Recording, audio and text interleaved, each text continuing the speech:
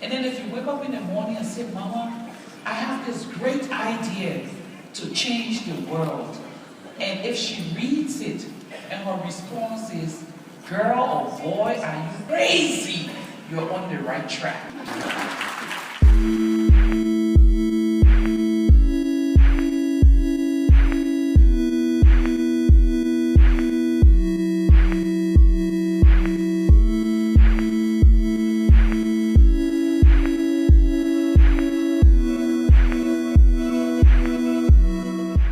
This opportunity fell from the sky.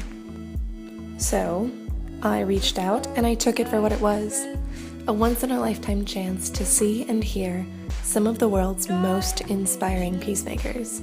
It really was out of the blue. I got an email from my college one day, and due to a last-minute change of venue, the summit was coming to Rome, where I was studying abroad for the year. And what made this experience possible wasn't just luck, though, but a rare type of privilege, and I'm so grateful for the opportunity I had. In practical terms, the summit involved a lot of sitting, talking, applause, and speeches, some very well presented and considerate, others more spontaneous and passionate. And over the course of 3 days, I absorbed an enormous amount of information on topics like nuclear stockpiling, anti-personnel landmines, and children's rights. I was overloaded and inspired. I think about it now and say, wow, I was really affected by just the atmosphere, the ideas flying thickly through the air. I sat in the auditorium or the seminar rooms, and I could hear the blood pumping in my ears. That motivational side effect didn't last too long for me, but at the end of the summit, I was left with any number of thoughts and reactions, and I drew some conclusions which can probably be applied to the study abroad experience in general. I learned about taking action, the allure of complacency, how easy it is to do as you have always done, to play within the safe bubble of home or university and then just call that enough. The laureates specifically addressed the youth delegation. They were urging us to chase after the issues that were important to us and grab on with both hands. Really, I was struck by how far the delegates themselves had come in life and from all over the world to be at this event. There was never a question in my mind that I would study abroad. I'd always planned on it, planned on moving. And that's not to say I don't have a wonderful situation already in life. I am so lucky in my home, my friends, and I've had people ask me why I would want to leave them. From experience, I can say that living life out of a suitcase is exhausting, but I knew I had to get on the road. It was where I was going to find both vitality and opportunity. So for me, it was never a question of taking action. But for you, it might be. You don't hear too often that the younger generation is worth investing in.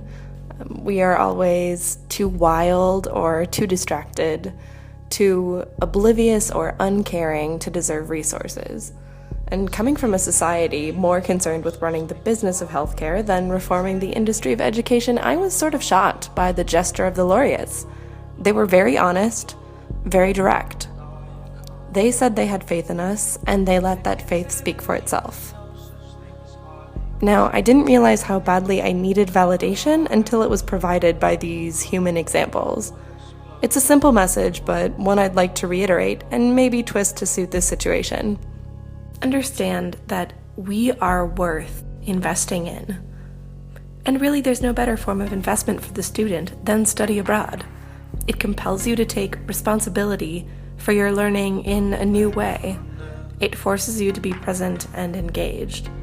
I think it's about time we advocated for our own education, and I also think you'd be a little foolish not to want an education like that. One that fleshes out who you are as a person and not just an intellectual. Study abroad requires that same courage and craziness it takes to wake up in the morning and say, I want to change the world. It's sort of an obvious thing to say, but yes, your physical reality informs who you are and how you think. So change it every once in a while. Find out which parts of you endure and shed those that don't serve you or others. Make the investment that is study abroad. It will pay back many times over.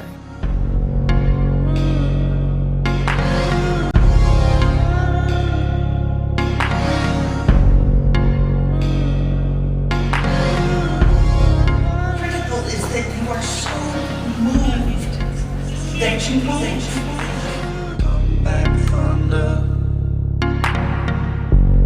Come back, let me wonder if I can be any way.